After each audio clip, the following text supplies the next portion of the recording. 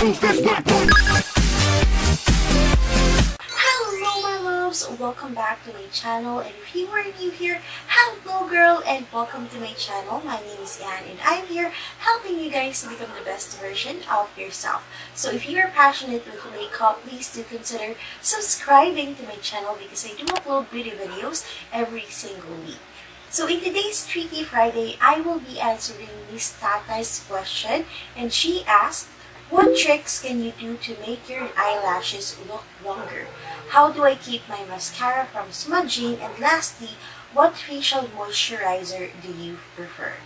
Thank you so much, Miss Tata or Tugang, for sending in your question, and I hope that you will find this video helpful. But before I answer your questions, I will be sharing with you guys first some facts that you might not know about your lashes. Our lashes is there to keep the dust and microorganisms out of our eyes. So yun yung kanyang purpose. Did you also know that we have about 200 lashes or hairs on our upper lashes and about 100 hairs on our bottom lashes? Our lash hair lasts for 200 days before they fall out.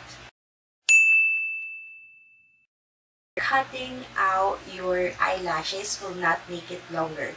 So actually, I've already heard this myth na kapag ginupitan daw yung eyelashes is hahaba. Wala pong mangyayaring paghahaba ng lashes ninyo kapag ginupitan ninyo yung mga eyelashes ninyo. So please, huwag niyong gagawin yun kasi yung magagawa lang niya is to make your eyelashes shorter. At kailangan niyo pang mag-antay na mag-fall out siya and mag-regrow bago siya hahaba ulit. So, wag niyo puputulan ang inyong mga lashes.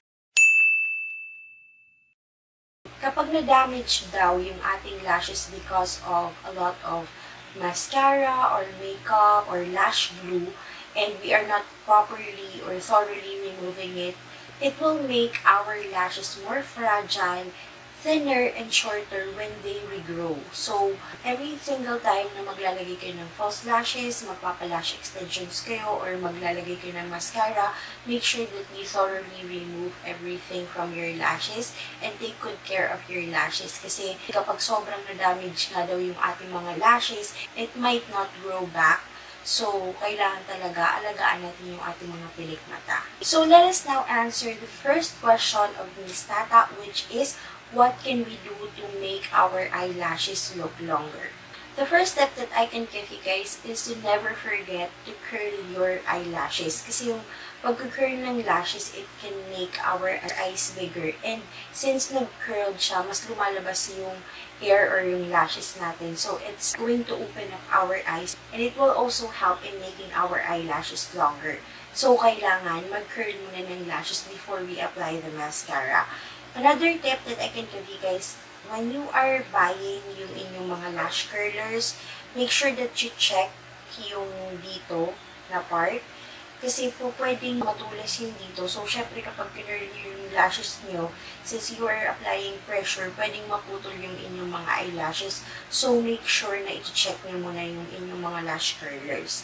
And then, secondly, when you are curling your lashes, start from the roots of your lashes and slowly work it up to the tips of your lashes para mas maging curled talaga siya. And lastly, kung sobrang straight talaga yung lashes mo katulad ko, you can also use your blow dryer to heat up yung inyong lash curlers and that will help in curling your lashes more.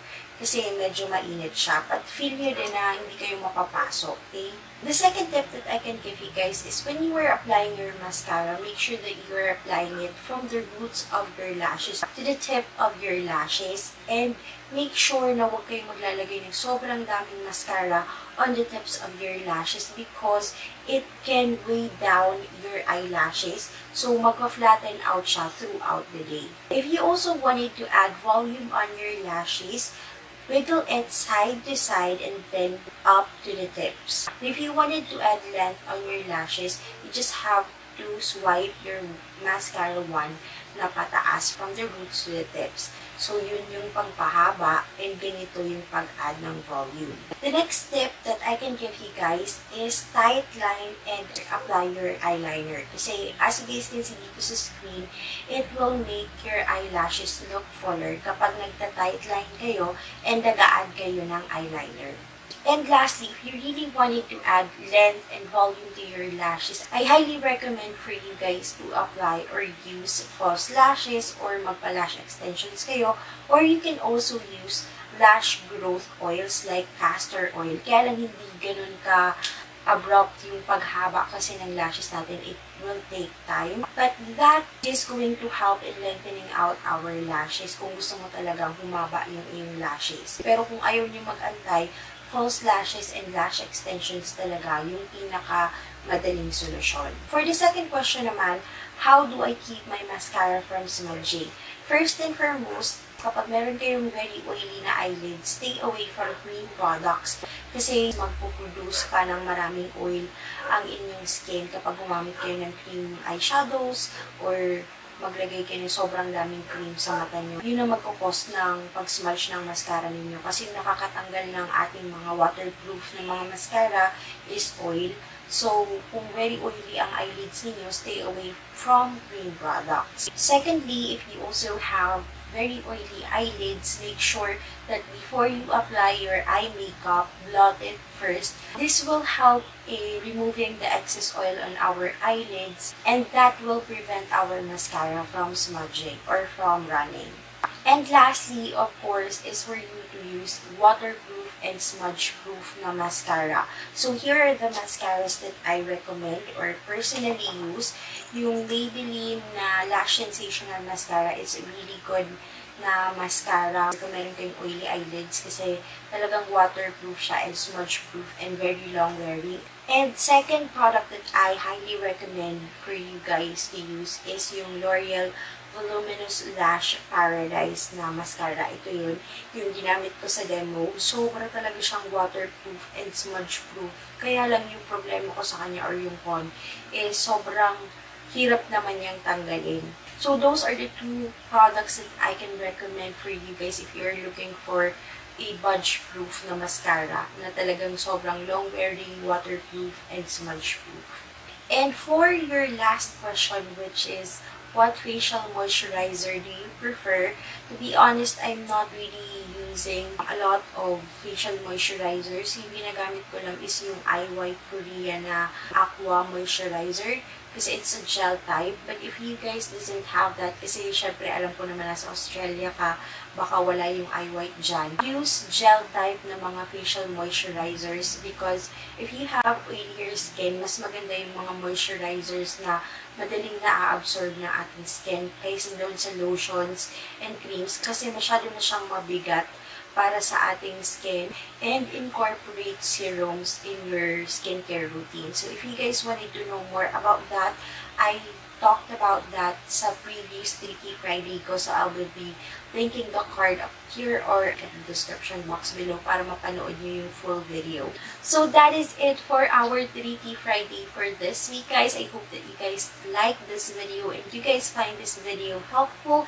And if you did, please don't forget to hit that like button, subscribe to my channel if you guys haven't already, and please don't forget to hit that notification bell beside the subscribe button so that you guys will be notified every single time that I upload my new videos. And if you guys have questions or topic suggestions for this segment, please don't forget to leave your comments in the comment box below with the hashtag Tricky Friday. Especially if you are going to leave your comments or questions sa aking social media accounts.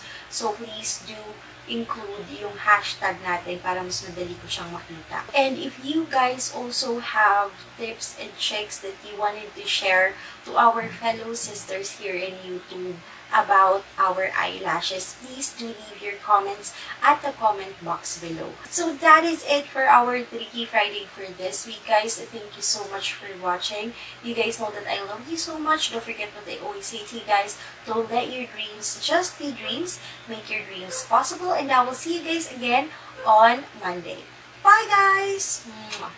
So in today's Monday Chayan, I will be sharing with you guys my honest thoughts and opinion about the DDK mascara. So if you guys wanted to know if this product is worth your money, then just keep on watching.